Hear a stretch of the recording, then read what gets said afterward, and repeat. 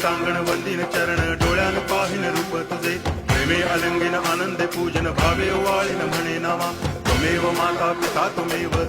बंधुश्च सखा त्वमेव